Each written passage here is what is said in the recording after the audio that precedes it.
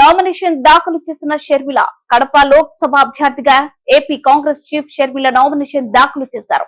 Kadapa collectorate వరకు ర్యాలీగా చేరుకున్న ఆమె 6వ నామినేషన్ పత్రాలను అందజేశారు. ఈ సమయంలో ఆమె వెంట వివేక కూతురు సునీత ఉన్నారు.